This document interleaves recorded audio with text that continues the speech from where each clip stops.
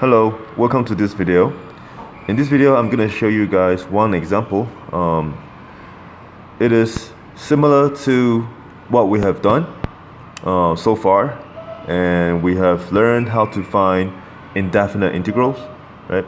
But in this example, you'll see that we are still kind of we're extending on what we know on indefinite integral, and because we have some extra information, we can actually find the particular integral, the particular solution. Okay, so let's get started. So please pause the video and read the question that we have here.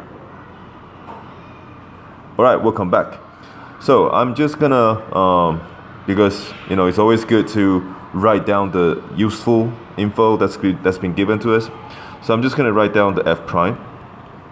So we have already have the derivative, and that's 4x to the power of 5 plus 8x. Yeah, so we know that for sure. But we don't know what's the f. We don't know what the f. They want us to find the f of x. What we do know about the f of x is that it will pass through this point. It's going to pass through the point 0, 8. So they want us to find f of x is equal to something plus something plus something. They want us to find that. So what's f of x? Yeah. And we also know that because my f of x is going to pass through 0, 8. So this part can be summarized as when my f of 0, I'm going to get 8. All right, so this is using my function notation. So I'm going to erase that. So I need some space for that. So as we know by now, if we are given the f prime and we want to find f, right, we will have to carry out integration.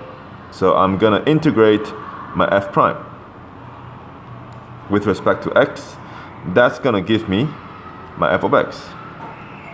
And then don't forget the plus c. So this is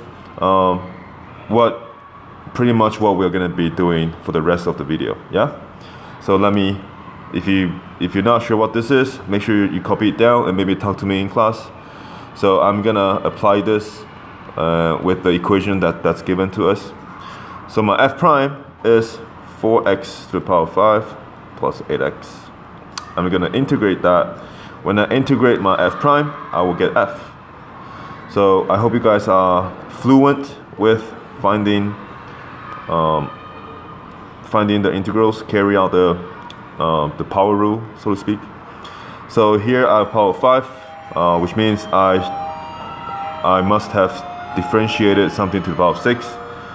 And if I differentiate something to the power of 6, the 6 is going to come down, and it's going to cancel with the 6 down there, right? So we take care of we counter that power of 6 with the denominator here.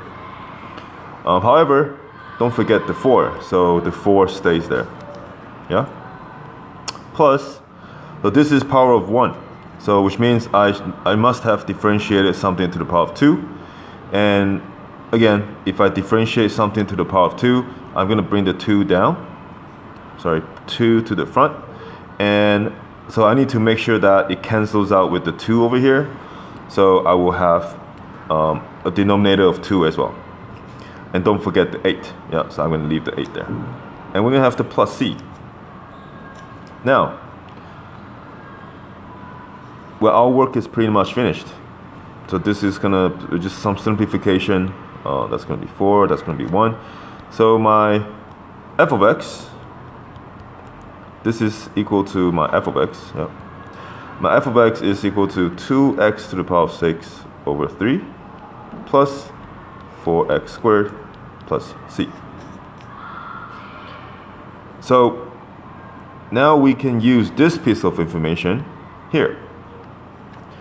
So we know that f of 0 is going to be equal to 8, and that's going to be equal to, I can put my 0 in my x's, and I'll leave the c there. So in other words, we're going to try to find c.